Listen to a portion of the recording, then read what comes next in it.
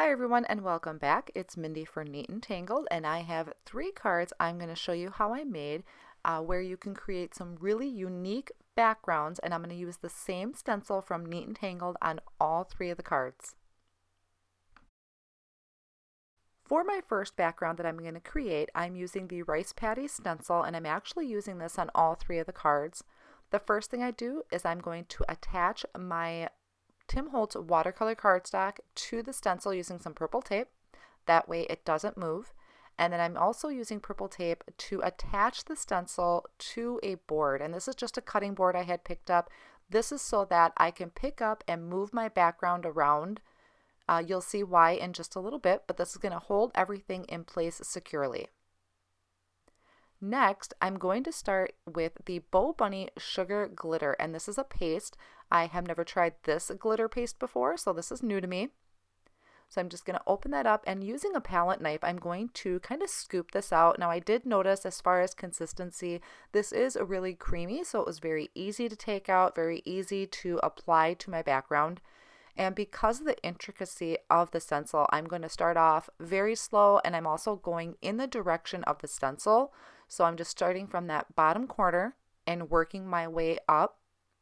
Doesn't really matter what side you start on. I just wanted to make sure I was going with the lines of the stencil because I didn't want to bump it and get paste underneath there. And then I'm just going to drag this across and make sure I have the entire background completely covered. I did somehow end up with a speckle of color on my background. It must have been from my palette knife, so I just quickly wiped that away with a baby wipe. It's going to get covered up on my background, so I'm not worried about that. So I'll just finish spreading that through and kind of scrape off any excess so it's nice and smooth over the top, and then I can put that excess back into my jar. And I'll make sure I just close that jar up tight so it doesn't dry up. And I'm going to leave my stencil on my background for right now. Next, I'm going to bring in some water. So I'm just using a sprayer. Any type of sprayer will work. And I'm going to wet the background generously with water. Normally with a stencil, you would want to clean it right away. But for right now, this is part of the technique that I'm going to show. So here I'm taking the Catherine Wheel Shimmer Powder. You want to make sure to just tap this onto your background. You don't want to squeeze the bottle or you will have shimmer powder everywhere. So then I take the water bottle and I'm going to spritz some more water on here. Now this is up to you how much water you want to put on it. What I'm going to do is just kind of pick that up and let the water move that shimmer powder on the background. So this is why I also have it on the cutting board, because I can pick it up and move it. Let the water naturally move that shimmer powder. And you can add a little bit more water, add a little bit more of the powder if you wanted more of a dramatic background, which is what I am going for here. So it's going to be pretty colorful. So whenever you decide that you're happy with how the water has moved that shimmer powder, the more water you add, the lighter the background is going to be. So you kind of decide how bright you want it or how muted back you want those colors to be. And you can just dab up any excess water that may be slipping off on the side just to help keep everything clean. And then once you are done with that, if there is too much water on your background, you can dab it up with a paper towel. You just got to be super careful so you don't remove your glimmer paste. So here I can just wipe off my edges. And I'm happy with where this is right now. So then I'll start to carefully remove that purple tape that is holding the stencil down. Taking that off of all the sides. You want to be super careful so you don't bump or shift your stencil. And once you do have this removed, you want to take it to the sink and rinse this off right away whenever you're using any type of paste, because some pastes will dry super fast and you don't want that stuck on your stencil. Once I remove that, I'm going to set it off on the side to dry and we'll work on our next background. For card number 2, I'm going to be doing some ink blending. So I'm bringing in a few Distress Oxide colors. This is Candied Apple, Picked Raspberry, and Squeezed Lemonade. And I'm working on just a craft mat to protect my cutting mat in the background. And using a jumbo sponge dauber, and this is Bristol Smooth Cardstock, which is really great for ink blending, I'm just gonna slowly start adding some color from the top corner. I'm not too worried right now at this point if the colors are blending very well together. I'm not worried about if it has a harsh line. What I've learned with ink blending, whether it's the oxides or any ink pads that you're using, is I like to lay down kind of a base color. This just helps the colors blend together. So this is my base layer that I'm adding. I added the picked raspberry to the middle, and now the squeezed lemonade, blending that up into the picked raspberry a little bit. And just to keep the work surface clean, I will wipe this up in between so I don't get that candied apple into my squeezed lemonade and contaminate my ink pad. But this is the second layer that I'm adding. You can see that there's not as a harsh line between the colors. So like I said, adding that first layer did kind of help that blending out a little bit. So if blending is a little tricky for you, that's something you can try and add. And I did bring that picked raspberry down just a little bit lightly into the squeezed lemonade. And then just wipe off my surface, and I attached my stencil just like I had done on the first card with the purple tape. Now this is a pearlescent embossing paste. So this was something really new. The main reason I wanted to use it was because it had the pearlescent in it. And you can see as I took that out of the jar, it is a little thicker than the BoBunny I had used. So starting with the same way I did in the first one, I'm just starting in one corner and working my way down. You want to make sure you're cleaning your tools very good in between. I must have had some glitter stuck to mine, so it was scraping my background. You can see I have some harsh lines on there. So I just wiped that off with a baby wipe really good, and then it came back through and smoothed out that background. And then I'll carefully remove this and set this background off on the side to dry as well. For the next background, now this one I actually didn't turn into a card because I ruined it in the drying process, but I wanted to show you this anyway in case this was something you wanted to try. This is using the Brutus Monroe Fallen Snow Glitter Glaze. Now I was really curious to see how this would dry, what it would leave behind. So same thing as I had done, I actually attached this one to a cutting board because I'm going to use the technique that I used in the first card with the shimmer powder.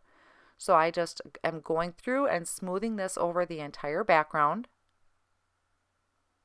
It did have a little bit different of a consistency compared to the two pastes or the glazes that I had used, but it still went on very well. Now I'm actually going to bring in some blue Blitz shimmer powder. And you'll notice I did not wet my background at first, and it is important actually to add water first to your background because it helps get the shimmer powder to move. You can see here I did the shimmer powder, I'm adding water, and it's not moving. So you want to make sure you add water first to your background and then the shimmer powder. Then I came in with some Catherine Wheel shimmer powder just to try and add some more color into it since the blue wasn't moving very well. And I did actually end up using a lot of water. That is why I like to use the Tim Holtz watercolor cardstock. It's meant for this, so it'll hold a lot. So I'm just going with this. I wasn't sure if this was going to work out, but I'm just kind of going with the flow at this point. I was just going to wait and see how it dried. And you want to make sure, like I said, you carefully remove your stencil, and you'll see why in just a moment. The stencil with this paste does like to try and stick to the background. So as I was pulling this up, my one corner flopped into my background, and watch my hands here. Oh, adding some sound effects because I was really bummed it did that because I thought this actually turned out really awesome. So I was really bummed that that did that. I tried to smooth it over with a palette knife. But like I said, I ended up ruining it in the drying process. I didn't put it far enough away from me, let's say that. So it didn't go onto a card, but I still wanted to show you here what it's looking like. Now, typically I would say with any type of glaze or paste, give it a couple hours to dry. I did try and help it along with a heat tool. And with my embossing paste, I wanted to show you The embossing paste started to bubble, which was not what I was expecting, but it still looks really cool. It's just a different texture to your background. So that's something if you wanted to leave it pearlescent, this is what it looked like in the beginning. And then when I added heat to it, it created those little bubbles.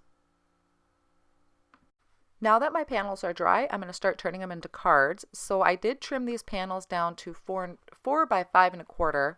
I'm adding it to a white A2 size card base with some double-sided tape. Because there is so much water and texture on that panel, I wanted to make sure it held down really good to my card base. Then I took the Love You die, and I die cut that twice from white cardstock and once from some gold mirror cardstock, and I'm just stacking these on top of each other to give a dimensional look to it. This is all I'm going to add on this card because the background has so much going on. I just wanted to have the simple sentiment on there, and I'm adding it with some liquid glue, and then I'm going to put some blocks on top of it to really give it some pressure and hold it down to that textured background, and I'll set it off on the side to dry for a little while I work on finishing up the other cards. So I was really happy with how that background turned out. Even though some of that water and paste seeped under the stencil, I thought that just really added to it. Now on the next card, this is the one with the pearlescent embossing paste. I did trim that panel down to 4 by 5.25, and I die cut out the shadow part of this Hooray die. And I die cut that just out of the middle of the card. My intention was to die cut out the actual script word Hooray. And you'll see I'll line this up on the shadow layer, and it fits just perfectly. I'll run that through the die cut machine, and my intention was to put that scripty word back into that shadow piece that I had created on the panel. But looking at it, it just looked like too much going on. And once I actually pulled this top panel away, I thought having all of that texture and that color on the word Hooray itself looked really great just on a plain white card base. So that's how I kind of got a bonus card out of this. So instead, I ran the Hooray word through with some of that gold mirror cardstock, and that's what I'll use for that card. To finish it off, I'm going to add some foam tape to the back, so I'm attaching foam tape all around the back of my card. I'm also going to add it kind of in between where the letters are, just to make sure that it's flat and even all the way across. That way if I mail it, there's not going to be any uneven spaces to it.